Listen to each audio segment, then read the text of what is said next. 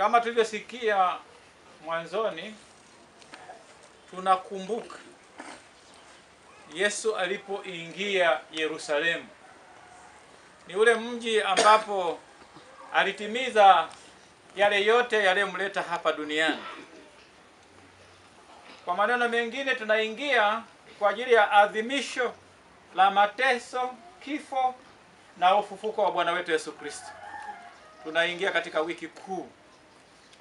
Tendo la leo ni muhimu sana kwetu, ni tendo la tathmini kwetu, hasa tunapowaangalia wale wafuasi wa Bwana wetu Yesu Kristo. Hosana, hosana, mfalme anayekuja huyo. Wanatandika nguo, wanashangilia, wakionyesha matawi yao. Na leo na sisi tunafanya hivyo hivyo. Lakini tunaendelea katika wiki kuu, tutaingia katika Juma Kuu. Nani alisimama, au tutakapokuwa tunasikia katika injili ya leo ya mateso, nani alisimama akasema, jamani, mnamuonea, mnayoyafanya sio mazuri? Nani? Hakuna. Na sisi wenyewe tunaposhangilia hivi leo hii, tuangalie ni tathmini ya maisha yetu. Tulikuwa katika kipindi cha Kwaresima. Kipindi cha Kwaresima kilikuwa na nguzo hizo tatu: sala. Tathmini vile vile katika maisha yetu, tumesali vizuri, tunaendelea vizuri. Sala, lakini vile vile kufunga. Katika kufunga kwetu ni kwa ajili ya kubadilisha ratiba, kwamba mchana sitakula, nitakula usiku.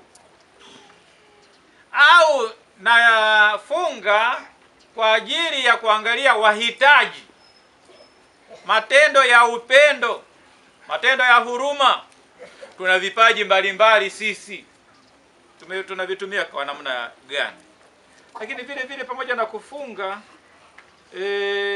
tumeambiwa vile vile kutoa sadaka, kutoa au kufanya matendo ya huruma, kutoa sadaka. Yote haya tuliambiwa yaanze moyoni, yaanze na moyo huo uliojaa upendo, ndio tuweze kuyaweka katika matendo. Kwa sababu hiyo ni tathmini nzuri, kwamba kwa kukumbuka kuingia kwa Yesu Yerusalemu, lakini tunaiangalia Yerusalemu ya mbinguni, lakini vile vile tunaangalia nyoyo zetu, na tunajiangalia sisi wenyewe, mahusiano yetu, ushirikiano wetu ni muhimu sana tunaposhangilia hosana hosana. Tusije tukafika pale tunamsulubisha sisi wenyewe Yesu, nasema asulubiwe, asulubiwe. Ila tumshuhudie kwa maisha yetu, kwa maneno yetu, kwa matendo yetu. Tunaanza wiki kuu, ni wiki ya tafakari, ni wiki ambayo ina liturujia ya pekee, inahitaji tafakari na vile vile kuangalia vizuri imani yetu kama Wakatoliki. Tuadhimishe vizuri na tumkumbuke Yesu huyu, na tunapomkumbuka tukumbuke matendo yetu kwamba yamwelekee yeye, tukumbuke maagizo yake na tuishi navyo tupasa na maelekezo yake anavyotuelezea. Tumsifu Yesu Kristo.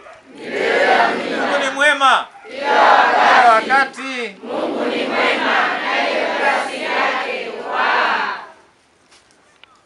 Haya ndugu wapendwa, tuwaige makutano waliomshangilia Yesu na tuandamane kwa amani